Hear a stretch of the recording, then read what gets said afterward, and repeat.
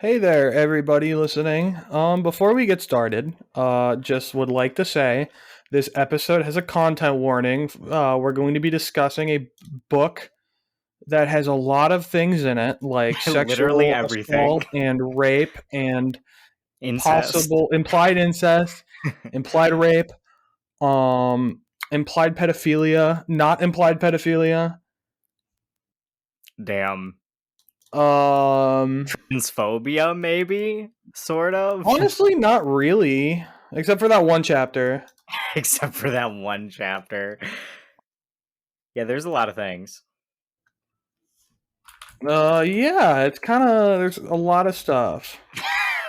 So if this doesn't sound like your cup of tea, maybe let this one go. Yeah. So this is our first episode of the book club. Welcome to So You Think You Can Book Woo! Club, which is I think the title we're going to go for it.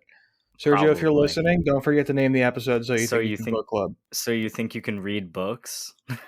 I don't know how that one rolls off the tongue as well. Joke's on you. You had an audiobook, so you didn't even read a book. That's true. I didn't read the book. I listened to the You book. can't do it. You don't think you can do it. Yeah, you're correct. So, me and Kai, which is the other person here, by the way. Yes, hi, I'm If you don't, Kai. if this is your first episode, I'm Jake. This is Kai. Oh, we're such Um, great hosts. yeah, we've never done this with just the two of us. So usually other people are talking over us to do the intro, so we don't. Yes. Or I'm talking over other people to do the intro. Yes. And I'm just We laughing the entire yeah time. yeah. It's So all I'm good at. we I think we're also stalling because we don't want to have to talk about this. Yeah, exactly. Okay, let's just jump right into it. So Okay, so we read Kafka on the Shore by what's his name? Murakami. yeah, Haruki Murakami. Haruki Murakami, famous author, wrote a lot of award-winning books, including this Yes. one. And I've read another one of his books. So you know what? I'm gonna start off with why I picked this book. Go ahead. I did not know that this Let's is what we were gonna be. let's not say our impressions of the book until you give the backstory of Yeah, why you picked it the and how you backstory found is it. he wrote one of my favorite books. I picked it up on a whim, and it became one of my favorite books. What was that book? It's called Colorless Tsukuru Tazaki and His Years of Pilgrimage. It's I guess it's got like somewhat similar themes a little bit, but it's very like realistic. It's not like the magical realism of the book that we're talking about today. It's about a man who is revisiting some of his old friends from high school. He was part of a group of friends that were like they all had color names except for him, and he always kind of felt like an outcast, and then one day they just like got rid of him out of their friend group, and so he visits them later in life to figure out why. And it's very interesting. It's very like depressing and introspective, but it's way better than the one we just read. So go read that one instead, probably. Yeah. But also a content warning for that one. I guess that Murakami just really likes to delve into like darker themes. So just be prepared for that.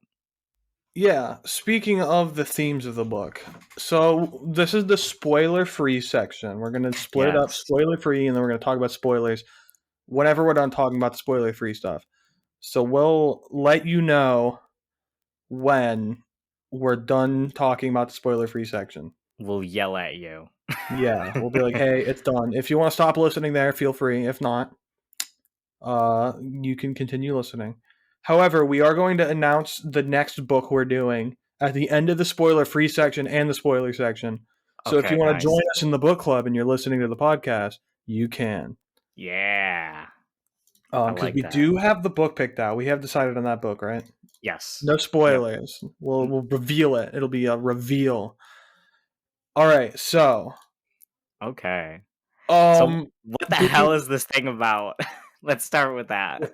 Yeah, so it's a two perspective novel. Mhm. Even chapters or odd chapters focus on the one protagonist, Kafka Tamura, which is not his real name.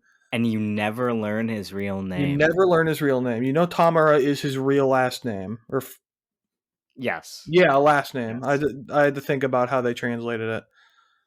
So I guess if we want to be technically correct, his name is Tamura Kafka. Yes, but they translated it in a way that English speakers would people understand. who don't know shit about Japanese stuff will understand. Yes, so not the weebs. They translated it for not the weebs because it was written in 2005. Yes, it was probably written earlier than 2005, but it came out in 2005. That's true. Oh, it came out for English. I just got an error. Are we good? Oh, it looks good on my end. Okay, we're gonna ignore it then. Yeah. Okay. So the odd chapters are about Kafka Tamura, a 15-year-old who hates his dad and doesn't have a mother or a sister because they or both a sister. Left. Well, his mother and his sister left left him when he was 4. So he doesn't have a mom, doesn't have any siblings, doesn't have any family that he knows of. His dad is never there, and he hates him. So he decides to run away from home. The way it's described is that there's a boy named Crow who is telling him to do things, who is his conscience. I have no idea what the boy named Crow is meant to represent. I think Kafka is like Czech for crow. I have no idea. I'm assuming the name is I think he's named after that one author, Kafka. Is it Franz Kafka? Yes. I read a book by Kafka for extra homework. Interesting. Is he as weird as Kafka Tamura? Yes. Okay, good. That explains a lot. It does make sense. Kafka runs away from home from Nagano Ward to Tatsu. What is it? I can't think of it. I don't remember the name. I swear we actually read it. Yeah. Tatsu. It's not Tatsunoya, is it? Is it like Tatsukama or something like that? It might be Tatsukama. I don't know. Go yell at us if you've actually read the book. Yeah. Hold on. I can find it on the map real quick. Because I know where it is on the map. Because I Googled it while I was listening. Damn. You actually looked things up. I did. It's by Kyoto. And it's like... I think it's by Kyoto. No, I'm doubting myself. Because they went to Tamino, right? That's where they went. Yes, I think so. Yeah, it's in Okoyama, I think. I could be completely wrong. I can't find it.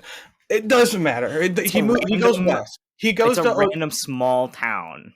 Yeah, he goes to a small town in Osaka. It's a coastal town.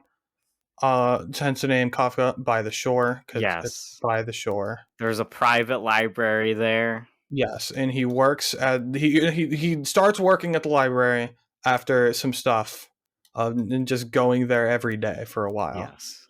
The even chapters follow an old man named Nakata, who, after a strange incident in the woods, became mentally challenged and learned how to speak to cats.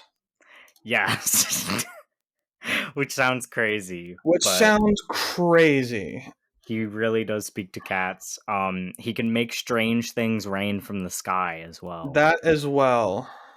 Does that count as a spoiler? I don't think it does. It doesn't. It doesn't really mean anything, I think. No. So the whole story focuses on both of those characters in evens and odds, and it's their journey. It's their journey to learn something. See, we sound like we're being intentionally vague. We're not. This is just how the book We're not. Is is. the thing. Takamatsu in Kagawa Prefecture. I was way off on the map. I was also way off on the name that I said it was. Yeah. Not Takumatsu. I was close. I was actually on like staring right at it and just not like looking at it. Yeah, it is west of Osaka on the like second southernmost main island of Japan. Yes, it is on the shore. It's in Kagawa, like I think I said. Yes. It's just like a small little town city thing that he lives in. Starting at hotels and stuff. Let's talk about the style of the book. We got to give the spoiler free readers to know what they're getting into. Yeah, it's first person perspective, and the perspective of, is it first person? I think yes, Kafka is first person. It switches. And Nakata is third person because he has no ability to internalize anything. Yes, and he often speaks in the third person. Yes. Interestingly enough. Mm-hmm. I find it odd that people in the book are just like, that's strange, and then they go about their day. Because, like, if I met someone who talked in the third person, in real life, I would think about that for like the rest of my life. To be honest with you, but we more see it from his perspective, even in third person. So maybe they are confused about it, but because he's very simple, so he's just like, yeah. It's like third person limited is what the perspective is. Yeah, it's not third person omniscient. It's limited. Yeah, and so they both go on journeys to find themselves by going from Tokyo to Takamatsu. Yes. They both do that throughout the story at different points. Interestingly, they are both from basically the same place and end up in basically the same place. Yes. And they're weird narrative foils of each other. Yeah, I just have to mention that because, like, you know, there's some literature buffs out there who will want to know that. They're like, "Where's the foils at, man?" They are the foils. Here's the foils. They're actually right here. They actually like not parody. They actually mirror each other in like beautiful opposites. Mm-hmm. Because despite being the young child, Kafka is not innocent. He's corrupted and warped by the world. He's very much a jaded kind very of very jaded. He's jaded because he listens to Radiohead, which I did. I texted out to Kai. I was like, Kafka's my hero. He listens to Radiohead. This was before all the weird stuff happened. So yeah, he's not your hero anymore. Yeah, he's the villain of the story. Nakata, despite being an old man, yeah, he kind of is, but we'll get into that in spoilers. Nakata, despite being the old man who has lived a difficult life his whole life, is a very innocent, simple-minded, plain, like not hiding anything. He's very cheerful too. Very cheerful, yes. People always talk about his cheery disposition. Which is interesting because, you know, he also grew up in like wartime. Yeah, he grew up during World War II. I couldn't figure out the exact year the book takes place, but it's probably like the 90s. Probably the 90s, I would guess, because like nobody mentions having like a cell phone on them or anything. It has to be at least 2000 because that's when Kid A released, and that's an album that he specifically mentions listening to. Well, maybe it isn't like set in 2000. Or it's set in 2000, whatever year it was written. It could be probably any time from 2000 to 2003. The book came out in 2002 originally. Oh, never mind. It could just take place. It's probably literally 2000. Yeah. Wow, this book is as old as us, basically. That is, yeah, it is. It's slightly younger than us. Let's talk about characters. Let's talk about the characters. Spoiler-free characters. Main character, Kafka, like we said, good. Nakata, cool. I love Nakata. He's actually like by far my favorite character, except for a friend that he makes later on, who we'll discuss later. Oh yes. We can spoil him, I think. Yeah, I was gonna mention some of the side characters too. So I was gonna bring up Oshima first. Yes, Oshima should go first. Oshima is a worker at the library that Kafka goes to. He's 21, so he's like 6 years older than him. He's based. He's based for the most part. Well, I don't really know any things that makes him not based, other than the nice cock thing. Yes, that's what I'm talking about. Okay. Otherwise, he's based. That's like the one red flag, but everything else. Can we spoil that? Is that allowed? Yeah, there's a scene later on in the book where Kafka is staying at a cabin by himself for a reason. Oshima's cabin. Oshima's cabin. And Oshima shows up to bring him like groceries or something. And Kafka's like sitting on the porch, like naked, like sleeping. I don't know why he's naked in like the mountains in this cabin, but later on in the book, after that happens, Kafka's kind of having an identity crisis. And Oshima's like, he's like, you're young, you're in good shape, you're charming, you have a nice cock. And then I'm like driving home from work listening to the audiobook, and I'm like, what? Okay. But yeah, Oshima is based. He is trans. He is trans. He's a trans icon. My guess, he has hemophilia. Yeah, my guess the reason that he is trans might be related to the hemophilia. Not like literal is, too. But he's a hemophiliac, so I was assuming that they put him on puberty blockers to prevent bleeding. Yeah. Because I don't know like what you do if you are biologically female and have hemophilia, because I feel like you bleeding. I feel like that's a really bad would be a bad thing. Yeah, that's just my guess. Yeah, I mean it makes sense. Yeah. Or, possibly he was just born intersex. That's also true, but presented more along like the feminine lines. But his like, his brain gender conceptualization was more along the masculine lines, which actually happens quite frequently with intersex people. So that's interesting. We don't know. And I would hazard a guess that this is completely tangential, but I would hazard a guess that like if you have one or the other kind of genetic mutations, there might be a way in which they might be related.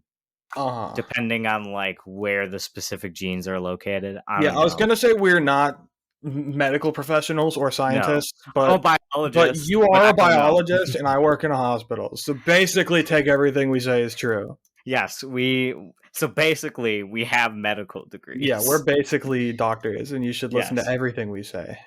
Yes. But he's an interesting character. Yeah. Anyway, moving on to other. He's kind of like the rock, the anchor for Kafka. Yes, he is. While the whole book, he's having, he's the straight man of the story, even though he's gay. Yeah. And Kafka's having insane mental breakdowns and identity crisis, and Oshima is just like, yeah, you should just like read books, and listen to music. Yeah. Listen to Radiohead.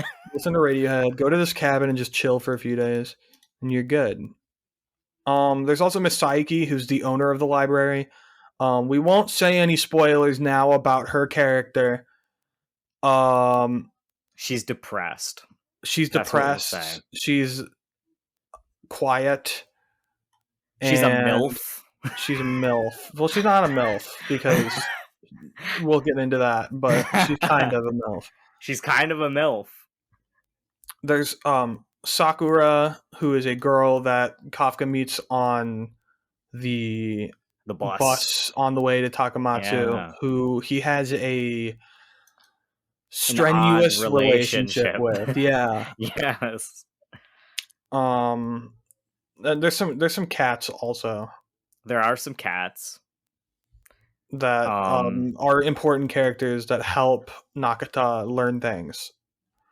And we also have literal characters who are mascots of franchises. Yes. There is a character named Johnny Walker after the Scotch, and there's a character named Colonel Sanders after the Fried Chicken Man. It's so fucking funny. Yeah.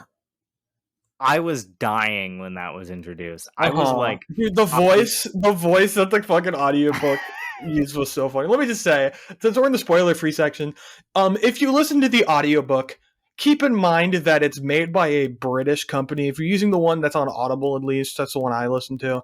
And so in the early chapters of Nakata's story, that's from the perspective of U.S. Army documents due to an event, it being related to the event that took away his ability to be like a smart kid, basically what made him mentally handicapped. And so the person reading is a British man doing his best U.S. Army soldier impression. And man, it's so funny. Because it's like when we later interviewed the teacher at the incident, she told us everything that went on. Oh my gosh. And it's really funny to me. The hard R's. You can tell that they're overly correcting on the R's, but the British like accent still slips in on the occasional word. I love that. And it's so funny. I don't know why your impression of that just made me think of the "and read her Bible." Oh, that's funny. But it did make me think of that. Yeah. I didn't get the awesome experience of the audiobook because I was reading a print version from my library, but support your local libraries if you can. Mm-hmm. Oh, also, I guess the boy named Crow is a character. But he's really not. He's really not a character. He's not very well explained. Yeah, he tells Kafka to do things. He's basically Kafka's conscience. It's pretty early on, not explained, but like you can tell because it's like Kafka, like the Crow is talking to Kafka, and then like Sakura talks to him, and she never mentions Crow. Never one ever sees Crow. Kinda. And then it's never explained. So it's kind of, this whole book is really vague and you can never really tell what's going on. So yeah, that's basically all the important characters except for Hoshino. We didn't mention Hoshino, who is a character that we talked about, mentioned originally as my favorite character besides Nakata.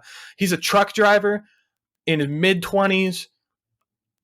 He becomes friends with Nakata because he reminds him of his dead grandfather, and he helps him go to Takamatsu to figure out his goal. He's kind of, I think is he the trucker that was like vaguely socialist, like the ANCAP trucker who was like, yeah, the proletariat is suffering, man. Because one of the truckers said that. He is, and I think that's him, and that's awesome. I think that was him. Mm-hmm. He's an awesome dude, to be honest. He gets pussy with the help of Colonel Sanders. He really does. A philosophy major. Philosophy major. You know. I think I texted to you. I texted to you. I think that I was like, what Hoshino is going through right now is the goal of people who listen to Ben Shapiro. Pussy from a philosophy major girl who just philosophizes at you while you're like going at it. So now that we're done with talking about the characters, spoiler-free thoughts. Yeah, what did you think? Because you haven't told me what you thought. I haven't told you what I thought yet, and that was for a good reason. Because I wanted it to be a surprise. So I am going to say my thoughts. Well, what are your thoughts first, actually? What are my thoughts? Yeah, I wanted to hear your thoughts first. So, I've been trying to think about my thoughts about this book for weeks. Me finished with it for like 3 weeks now. I finished it a few days ago. And I still don't know. I think it was a very good book. It was well written. I think the book was really good. It was well written. It was enjoyable for a lot of it. I didn't like it. I don't think I liked it. I didn't like it at all. at least I liked everything with Nakata was great and made me really happy. I enjoyed it a lot. Yeah. I like the first half, both characters' perspectives in the first half. And then the second half, I like Nakata's story, and I suffered through the rest. Dude, I debated Kafka. Skipping Kafka's chapter. Me too. I did too. It's like, man. That's so funny. So here's the message to Haruki Murakami if you ever listen to this. I know you can't like rescind your book. Yeah, maybe do anyways. If you could go back in time and like fix this book before you wrote it, just cut out all of the chapters about Kafka. Every single one. Just make it about Nakata. Just make it about Nakata. And then Oshima. It would be amazing. And Oshima. Yeah. Include him more. Don't make him have a comment about nice cocks to anyone who's underage, though. Yeah. Yeah. You know what, though? I think it's a good point to say that some books, you're not gonna like them, but it was a good experience to read it anyways. I think, I agree. I think it's good to read things that you might not like and watch things you might not like, so on and so forth. My biggest example of that is that I know it's a classic. I know a lot of people love it. I know it's a very important book historically. But I just don't like To Kill a Mockingbird. That's I never like reading it. And it's not because it's boring. It's not because it's hard to read, because it is difficult to read sometimes because of the topics. But I just don't like it. Yeah, no, that's fair. I think I feel similarly, mostly because they made me read it in class. I had to read it 3 separate times for 3 different classes, and none of the times I liked it. I would hate that. So that was hard. But I feel like this book is in a similar vein, you know? Like, it was entertaining. It was well written. It's well written. It's well translated. It's well translated. It's a very nice translation. The only thing that really the only nitpick I had with the translation is that they translated Tanuki to raccoon. Just raccoon. Which I get why, because Tanuki Tanukis, they're just a fucking raccoon. Yeah, but they're like different. They're like a different species. Yeah. Are Tanukis real? I didn't even think about that. They are real. Right? Yeah, they're Japanese real. Raccoon dog. Yeah, they're real. Yeah, that is kind of weird. It makes me wonder if what Mario can call it the Tanuki suit, then I think Kafka on the Shore can call them Tanukis. Yes. At least if you're gonna call them something, call them a raccoon dog, not just a raccoon. Yeah. Like, at least an English person could Google it. Yeah. They could be like, oh, okay. Instead of just, they get the image of the raccoon. Which is quite different still. Yeah. But it makes me wonder what other, like, translation things there might be that we just didn't pick up on, though. Yeah. That's fair. There was a lot that felt natural, though, enough. Yes. I'm glad it wasn't the kind of translation where it's like, yeah, that'll be $14. Like, they used yen and explained everything Japanese culturally, like, pretty well, in my opinion. Yo, those are really weird. Where they like completely change it. I know. Or at least it's not one of those books where like half of the words haven't been translated. And they're just italicized, and you have to like look them up. Kaikaku. Yes, I'm thinking of that quote, but I've actually read some books where it's like they were just translated really poorly and didn't work out. Honestly, that's how reading Lord of the Rings feels sometimes. As someone who listens to Fellowship of the Ring on audiobook whenever I'm bored sometimes. You know what? You're right. You're so right. But at least like the difference that is at least Tolkien like explains things when he does that. Like there was one I can't remember what it was now, but it was like a word for that hobbits use for like a group. and he uses it casually, and then is like a word that is used to group things, but usually not people. And if you use it to group people, hobbits get offended. And so in this situation, they got offended. And I'm like, all right, Tolkien. All right, I get it. You're a little quirky. A little overly verbose. Yeah, But I I appreciate it. wholeheartedly believe that that J.R.R. Tolkien just had autism. Oh, probably. And was just able to channel it into like the most productive thing ever. Writing. He was like, I'm just gonna make an entire universe in my mind and write it. To be fair, I'm pretty sure a lot of people with autism do that. Yeah, but then he like published it. Yeah. And now he is world renowned. Rest in peace. Yes, rest in peace. But anyway, it was this was a good translation. Yeah. I don't know if this is a translation thing or just like the book thing, but it was very vague about so many things. Japanese is a very vague language. Yes, so that's I why understand. I'm not sure if it's like. I think it's both. I think it's definitely both. Maybe it's both. I know it was probably somewhat intentional, at least, to keep things kind of open-ended, but I'm just not sure, like, as someone who cannot read Japanese, so I will never be able to read the book in its original form and compare it to this one. As someone with that limitation, it just makes me wonder, like, how much of the vagueness is, like, translating it from one language to another, and how much of it is intentional. I don't know. I mean, I guess there's some books that are like that, just like in American and British literature too. Yeah, but I don't know. I'm on the wiki of the page or of the book.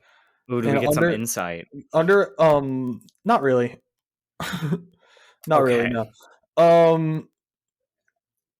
Hold on. It's in an interview posted on its English language website, Murakami says the secret to understanding the novel lies within reading it several times. Oh no. No thanks. Murakami, you're killing me. Kafka on the Shore contains several riddles, but there aren't any solutions provided. Instead, several of these riddles combine, and through their interaction, the possibility of a solution takes shape. And the form this solution takes will be different for each reader. To put it another way, the riddles function as part of the solution. Can I just get a walkthrough? Fair. That's pretty. Okay. I agree with that, though. I think my interpretation of the book and your interpretation of the book are probably very different. Yeah. I think we're probably good to wrap up the spoiler-free segment here. Yes. So let's do final thoughts. Do you recommend the book? I'm going to say yes. I would say yes as well, but with a giant caveat. Like, if you don't enjoy reading, no, don't do it. Because even though it's not even that long, like it's like 400 something pages, even though it's not even that long, you're not going to be able to finish it because it's going to get like sort of meandering at points. And you're not going to want to continue. And then when you get to the really like fucked up stuff, then you're really not going to want to continue. And you're going to be like, why the fuck did you recommend this to me? I wanted to get this done by Friday so we could record by Monday. It is Thursday today. We're recording it early because we had the slot open and because I finished the book yesterday. I would recommend it if you like mysteries that let you interpret the book how you want to interpret it. This was a very out of my comfort zone book. It was out of my comfort zone too.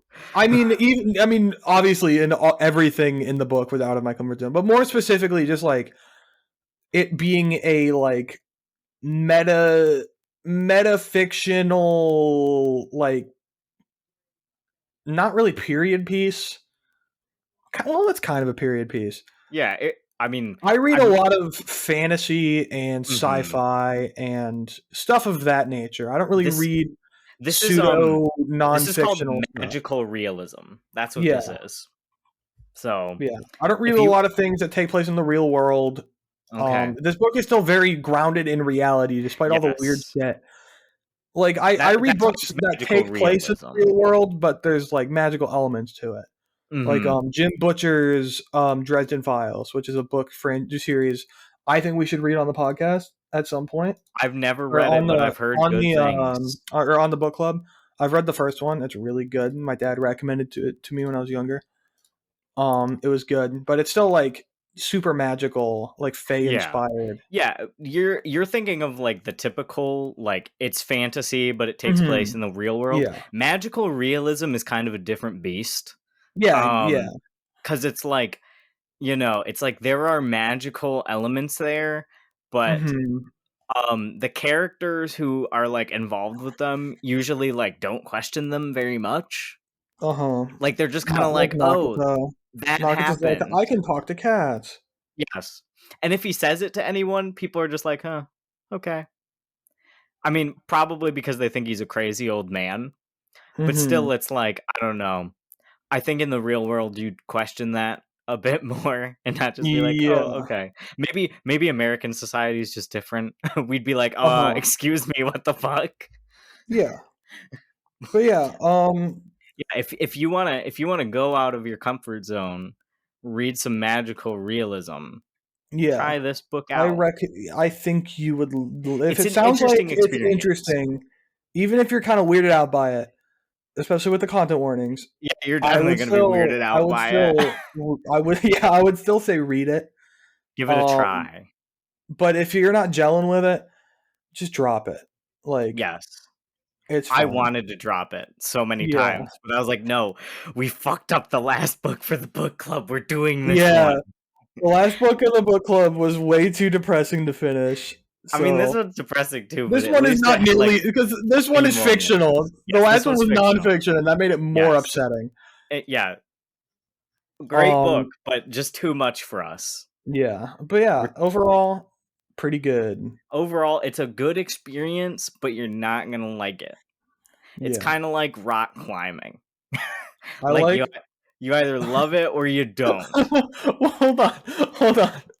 I just have to say, like I said, I'm on the Wikipedia page. There's some weird hyperlinks on this thing. Like it talks about like people who are talking about the like people who talk about the books and like their Mhm. importance in society and things that they're researching. Also, there's just a hyperlink for the word truck. Why truck?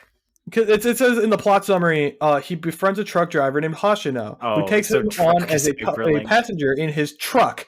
And the second time is hyperlinked, but not the Not first the time. first. Okay. And I think that's really funny. That's interesting. I know Um, how you feel about hyperlinks. They're kind of a yeah, mimetic hazard. yeah.